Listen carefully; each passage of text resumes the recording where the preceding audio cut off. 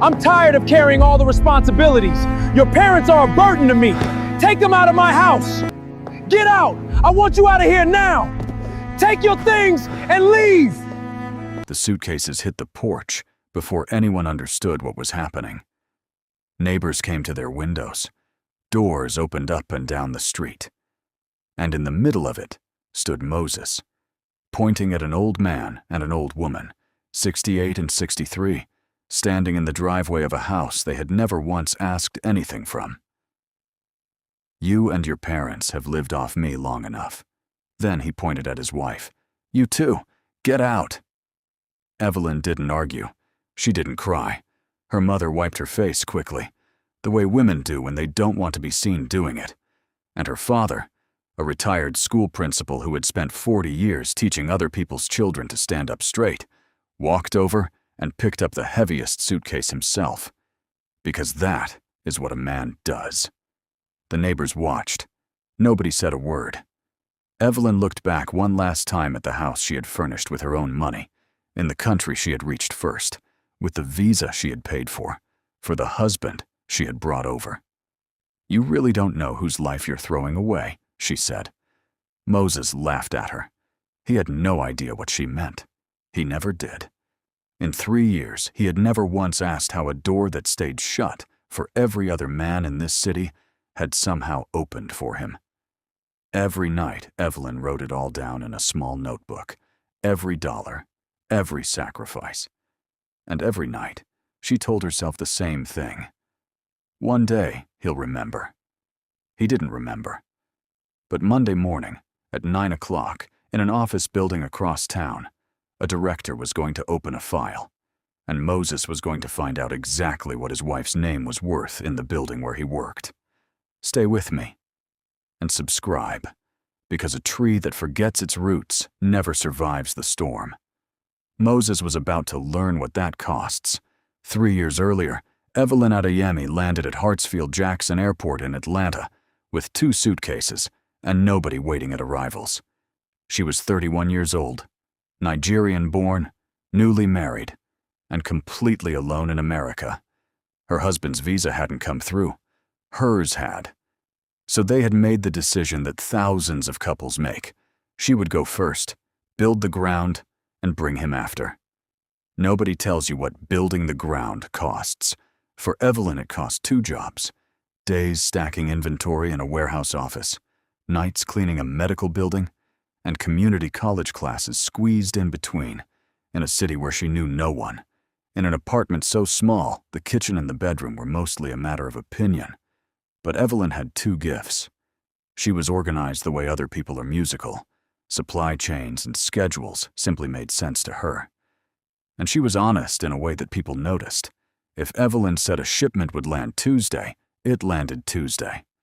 If Evelyn made a mistake, Evelyn reported the mistake before anyone caught it. In 4 years, that carried her from a temp desk to operations coordinator at Meridian Logistics, a respected freight company where directors 20 years her senior had learned a simple rule. If Evelyn Adeyemi vouches for something, you can build on it. Reputation. It doesn't show up on a payslip, but it is the most valuable thing a person can own in a building, and Evelyn owned more of it than anyone on her floor. Every Sunday night through those years, she called her husband, and every Sunday night, Moses said some version of the same sentence down the line. Hold on for me, Evie. Once I get to America, I'll take care of you.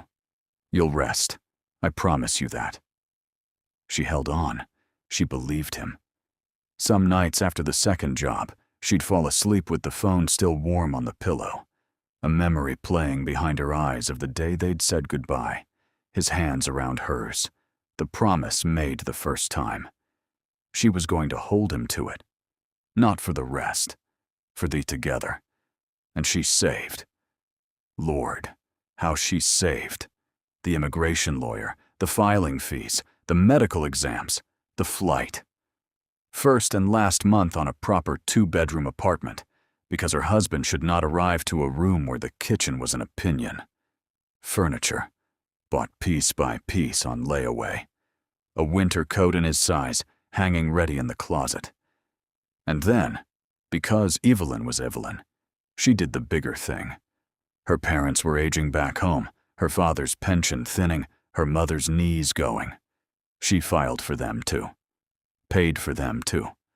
Papa arrived first, in his good gray suit, Samuel Adeyemi, 68, a retired secondary school principal with 40 years of other people's children behind him and a spine you could set a level against. Mama came beside him, Grace, 63, warm as fresh bread, already asking where the kitchen was so she could be useful. "We will not be a burden," Papa said at the airport, before hello, holding his own bags. "The day we become a burden, you tell me, and I will fix it." "Papa," Evelyn laughed. "You raised me. There's no such thing." And finally, Moses came. She stood at arrivals with flowers like a fool, and when he came through the doors, she forgot every double shift for a solid minute. He lifted her, laughing that big laugh. Moses, 37, handsome, funny, proud. A man who could charm a room and meant most of what he said. "I told you," he whispered into her hair. "From today, I take care of you." She believed him, and for a little while, the dream they had built across an ocean actually stood. They were happy. That's the part that makes the rest hurt, so it has to be said plainly.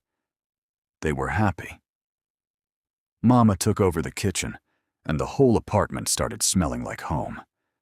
Papa found the strip of dirt behind the building, and, with the landlord's blessing and a $5 trowel, turned it into a garden. Moses told stories at dinner that made Mama laugh until she had to put her fork down. There was only one problem, and at first it seemed small. Moses could not find work. He tried. Let no one say he didn't try. He printed resumes. He bought the interview shirt. He took the bus across Atlanta to sit in waiting rooms with his folder on his knees. But America does not care what you were back home. His experience didn't transfer. His references were an ocean away. And interview after interview ended with the same soft, closing phrase. "We'll be in touch." Months of it. And Evelyn watched her proud, laughing husband come home each time a little quieter, a little smaller. His folder a little more worn at the corners. You have to understand what happened next, the way it actually happened, not as a scheme. As a wife who could not watch her husband's shoulders drop one more time. Evelyn had worked at Meridian for 4 years and had never once asked for anything. Not a raise, not a favor, not so much as a parking spot.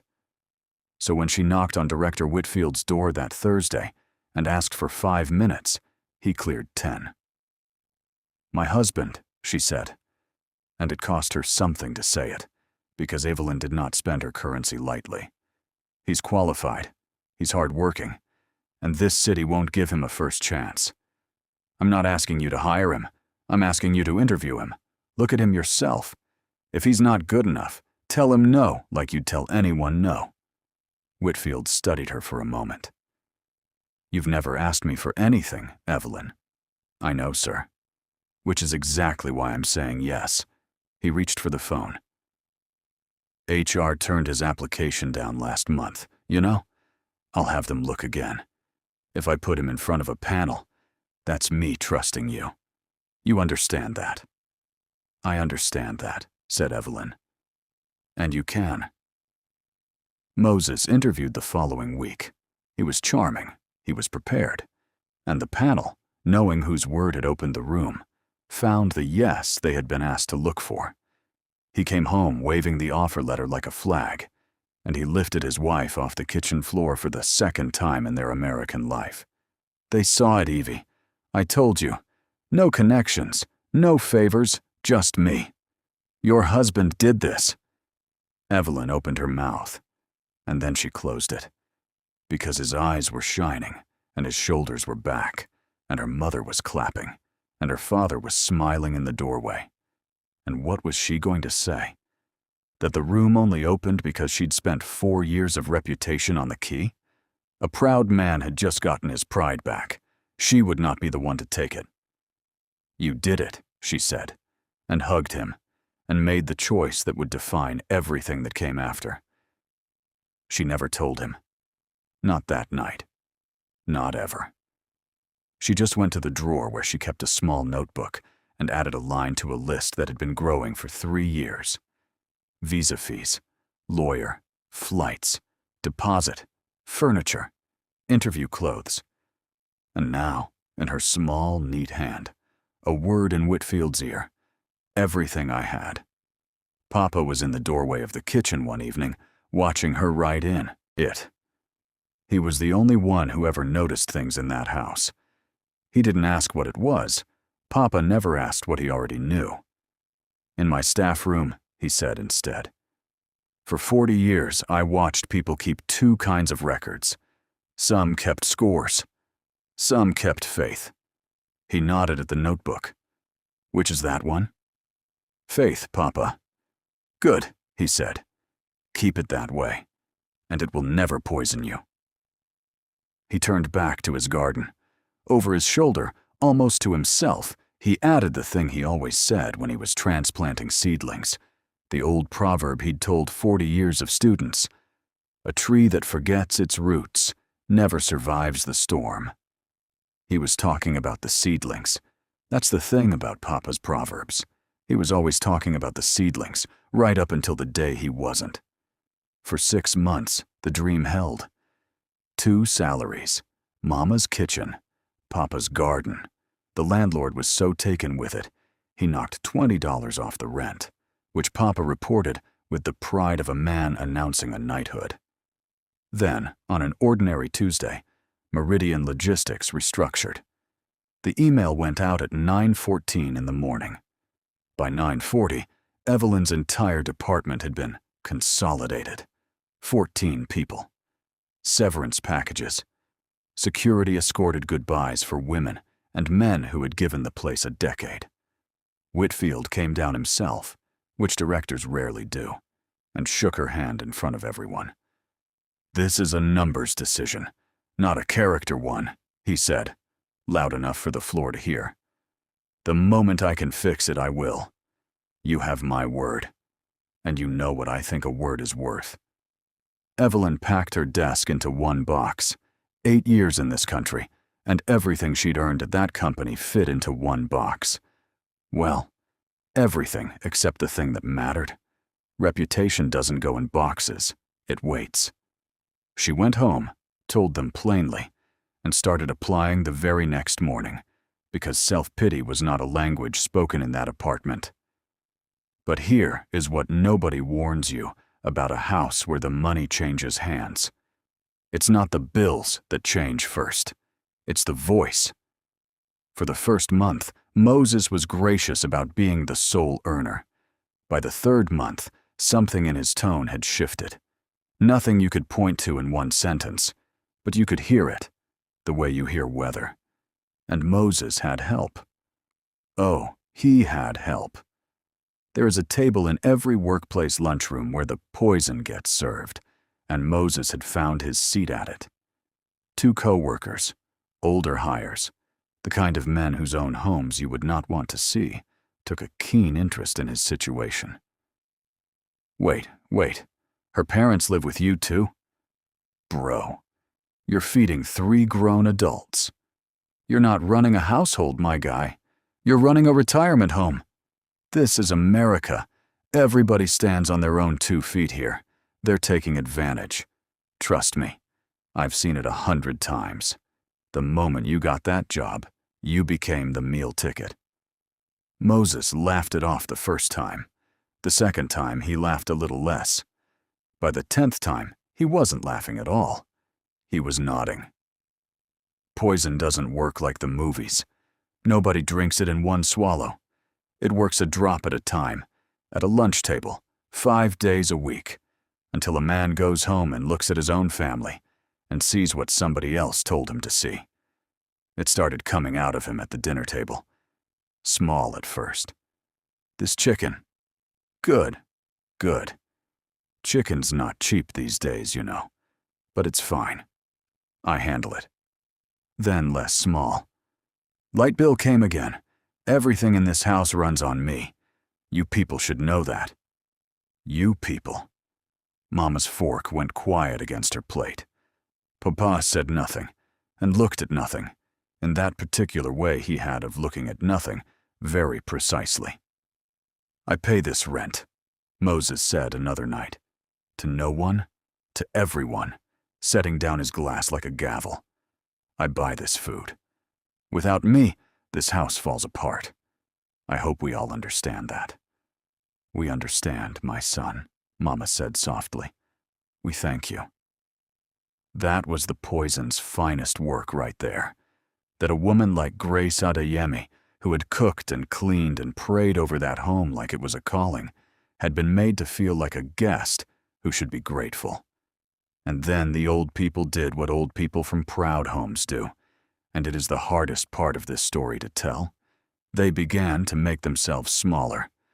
Mama started serving herself last, and less. Then, some evenings, not at all. I ate while I was cooking, she'd say, which was a lie, and everyone at the table knew it was a lie, and the lie was served and eaten anyway. Papa began skipping lunch entirely so the groceries would stretch further, taking long walks at midday so no one would see a principal of 40 years sitting hungry in another man's living room. Evelyn found out the way she found out everything, quietly. She came home early from a job interview and found her mother portioning out rice with the concentration of a pharmacist, counting cups against days. Mama, what are you doing? Managing, her mother said simply. We are managing. Don't put more worry on your head, my daughter. You have enough. Evelyn went into the bathroom, ran the tap so no one would hear her, and cried for exactly 4 minutes. Then she washed her face, came out, and did what she always did. She wrote it in the notebook, not the groceries, the date. Mama is skipping meals so his money stretches. Papa walks at lunchtime. They are apologizing for existing. Remember this. The notebook was nearly full now. 3 years of it. Visa fees, lawyer, flights, deposits, furniture, driving lessons, the interview shirt, insurance, phone bills, a word in Whitfield's ear, line after line in her small, neat hand, a whole invisible marriage recorded on paper because it had never once been acknowledged out loud. Papa found her with it again one night, at the kitchen table, long after the house had gone quiet. This time he sat down across from her. He turned the notebook gently with one finger and closed the cover. You still believe he'll remember, he said. It wasn't a question. I hope so, Papa. Hope, Papa said and smiled at his hands. I planted hope for 40 years in other people's children. You know what I learned? Hope grows beautifully in good soil. He looked toward the bedroom where Moses slept. And in bad soil, my daughter, you can water it all your life. He stood, kissed the top of her head like she was 9 again, and went to bed. He never said which soil he thought she was watering. He didn't have to. The end, when it came over money, because it was always going to come over money. That was the only language left in the house. A Thursday evening, a car repair, a light bill, and a grocery run had all landed in the same week, and Moses came home from the poison table having done arithmetic all day. $400, he announced, before his coat was off. 400, this week alone, on this. And his hand swept the room, the table, the food, her parents. On all of this. Moses, Evelyn said quietly, I have 2 interviews next week. Strong ones. We're almost through this. Almost. Always. Almost. You know what my guys at work call my house? A charity. A man my age, feeding a whole village. A village? Evelyn's voice stayed level, but something in it had gone very still. Your wife and her parents are a village? I married you. It came out of him at full volume. The sentence the lunch table had loaded into him 1 drop at a time. and once it was out, there was no calling it back. "You, Evelyn, not your whole family? I did not come to America to run a retirement home." The plates went quiet. Mama's hands went to her lap. And Papa simply sat straighter, the way he had sat through 40 years of staff meetings, and waited, because he already knew where sentences like that one go. They go to the porch. It happened fast, the way avalanches are fast after years of snow. Moses was up, he was in the bedroom, and then the suitcases came out, hers, theirs, and then the front door was open, and the cases were hitting the porch boards one after another, loud as judgments, while the whole street came to its windows. "Out! All of you! You and your parents have lived off me long enough! This is my house!" His house. The furniture she had bought on layaway. The lease she had signed before he'd ever seen the country. The winter coat she had hung ready in the closet, in his size, before she had ever seen him wear it. Evelyn didn't scream back. There are women who scream and women who go quiet, and the quiet ones are the ones you should worry about, because they are doing arithmetic of their own. Mama wiped her face quickly, once, and began gathering her things with the terrible efficiency of a woman who had been half expecting this. And Papa put on his good gray suit jacket. Then he walked out to the porch, past his son-in-law, and picked up the heaviest suitcase himself. 68 years old. He would not let his wife carry it, and he would not leave it for his daughter, and he would not if it cost him his back, let the watching street see an Adeyemi stumble. At the bottom of the steps he stopped. He turned, and he looked at Moses the way he must have looked at 10,000 boys across 40 years. Not with hatred, with the specific, bottomless disappointment of a teacher watching a student fail a test he had been given every answer to. "A tree that forgets its roots," Papa said, calm as evening, "never survives the storm." Then he walked, back straight, down the street he had gardened, carrying the heaviest thing. Evelyn was last. At the gate, she stopped and looked back at the house. Every stick of it hers, every debt of it his, and said the only thing she would ever say about it. "You really don't know whose life you're throwing away." "Go," Moses laughed, actually laughed, champagne loud for the watching windows. "Go and manage. Let's see how you all survive without me." The door slammed. The street held its breath.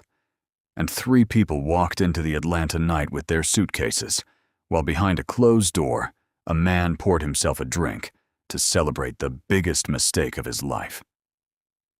They spent that night at Sister Bola's from church, 3 people in a spare room, saying little. Mama finally cried, quietly, into a borrowed pillow. Papa sat up late at the kitchen window like a lighthouse, and Evelyn sat with her phone in her hand and Director Whitfield's number on the screen for 1 long hour. 1 call. That's all it would have taken. 1 call. "He got the job on my word, sir, and I'd like you to know what he did with it." And Moses would be finished by Friday. She put the phone down. She never made the call. Understand this about Evelyn Adeyemi, because it is the hinge of the whole story. She did not spare him out of softness. She spared him because of what the notebook was. Faith, not scores. Papa had asked, and she had answered, and she was not a woman who lied to her father. If Moses fell, he would fall on his own. She would not push. She would simply, finally, stop holding him up. She had been the roots. He had forgotten. The storm could introduce itself. The storm was already on the calendar. It was called Monday. Moses arrived at Meridian Logistics that Monday morning at 8:52, pressed and confident. He had spent the weekend telling himself the story proud men tell themselves, that he had done the necessary thing, the strong thing, that a man's house must know its master. At 9:06, his desk phone rang. HR. Mr. Moses, Director Whitfield would like to see you upstairs. He rode the elevator up, rehearsing pleasantries. Maybe a project. Maybe, his chest lifted, a promotion. It was about time somebody upstairs recognized what he brought to this company. Whitfield's office had glass walls. Remember that. Glass walls, and beyond them the entire operations floor. 60 desks of people who had worked 4 years with Evelyn Adeyemi and 18 months with her husband. Sit down, Moses. Something in the tone. Moses sat. I heard about Evelyn this weekend. Whitfield's voice was flat and careful. Atlanta's Nigerian community is not a large place, and my logistics floor is smaller. I'm going to ask you one question, man to man, and I'd think carefully. Did you put your wife and her parents out of the house on Thursday night? Moses's collar was suddenly tight. Sir, with respect, that's a family matter. My private life. A family matter. Whitfield nodded slowly. Then he reached into his drawer and set a file on the desk between them. A personnel file, Moses's own name on the tab. Do you know what's in your file, Moses? My employment records. Your rejection, Whitfield said. HR turned your application down 18 months ago, before you ever sat in front of a panel. Failed the screening. Insufficient transferable experience. It's the first page. The room began, very slowly, to tilt. You got your interview because one person walked into this office. A person who had never asked me for a single thing in 4 years, and staked her name on you. Every approval in this file traces back to one signature of trust. Hers. We didn't hire you because of your resume, Moses. We hired you because we trusted her. That's what her word was. Worth in this building. You've been drawing a salary on your wife's character for 1.5 years. Silence. The kind with a ringing in it. Moses's voice came out wrong. Evelyn, she never... No, she never told you. She let you believe you did it alone, because that's who she is. And Thursday night, you stood on a porch she paid for and told the street she'd been living off you. Whitfield stood. Through the glass walls, the floor was working, hundreds of small tasks, and every 5th pair of eyes was on the office, because Atlanta's Nigerian community is not a large place, and neither is a logistics floor. This company runs on one asset, Moses, the same one you ran your marriage into the ground with. Character. We extend trust. People build on it. You've shown me exactly what you build. He closed the file. You're terminated. Effective now. Security will walk you out. What came next took 4 minutes, and Moses would live inside those 4 minutes for the rest of his life. The elevator was at the far end of the floor, security on either side of him, his cardboard box in his hands, the stapler, the mug, the framed photo he did not have the right to be carrying, and 60 desks between him and the doors. He had to walk all of it. Past the planning pod, where a woman who had trained under Evelyn stood up, slowly and simply watched him pass. Past dispatch, where the phones somehow all went quiet at once. Past the lunchroom doorway, and there they were, the poison table, his 2 advisors, the men who had diagnosed his household. Looking anywhere at all, except at the man they had built. Nobody jeered. That was the worst of it. Nigerians, Ghanaians, Americans, the whole floor. Nobody said one word. They just watched, the way a street had watched 3 suitcases on a porch 4 days earlier, and their silence said what silence says. We know exactly what you are now. A tree that forgets its roots never survives the storm. The storm, it turns out, has a glass-walled office and a security escort, and it was never going to miss him. The doors closed on Moses at 9:34 on a Monday morning, and the city he had planned to conquer got exactly as warm as his character had been. He applied everywhere, of course. And everywhere, the same quiet pattern. Strong first call, promising second call. Then, after the reference check, nothing. Ever again. He never saw the machinery of it because you never do. Freight is a small industry, and Atlanta is a talking town.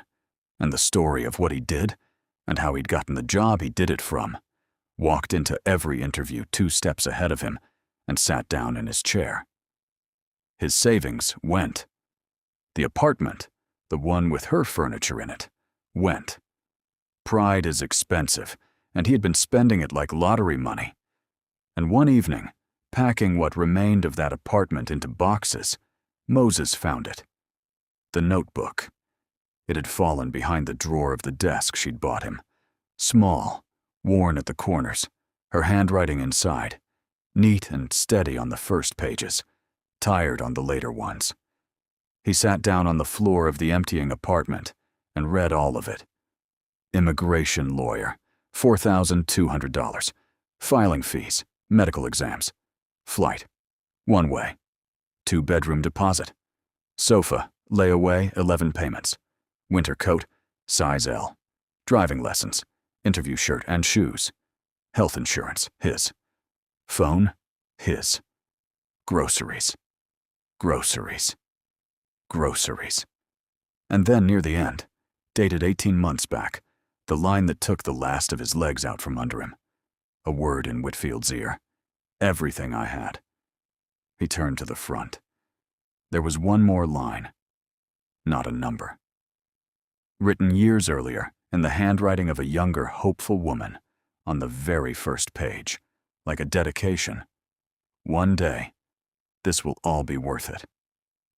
Moses sat on the floor of an apartment furnished by his wife, fired from a job procured by his wife, abandoned by advisors who had never paid for a thing in his life, and he wept, the ugly, late, useless weeping of a man reading the receipts of a love he had thrown onto a porch.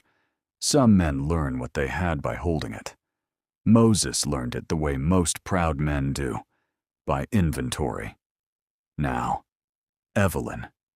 Because this story does not end on his floor. It ends in her garden. 4 months after that Monday, her phone rang. Whitfield. He had done the thing he'd been quietly building toward for years. Left Meridian and launched his own logistics. Consultancy. 6 clients signed, a floor leased, and 1 non-negotiable hire at the top of his list. I told you when they cut your department, he said. A numbers decision, not a character one. And that the moment I could fix it, I would. I'm fixing it. I don't want a coordinator, Evelyn. I want an operations director. I want your name on my letterhead, because your name is the best asset I've ever seen in this industry. I should know. I once hired an entire man on the strength of it. She took the job. She had earned the job, years before it was ever offered. Operations director, a salary she used to add up other people's sacrifices with. An office with her name on the door, her own name, worth exactly what she had always kept it worth. By spring, there was a house. Modest, sunlit. Hers. Every paper, every key, every stick of furniture. First owner. No layaway.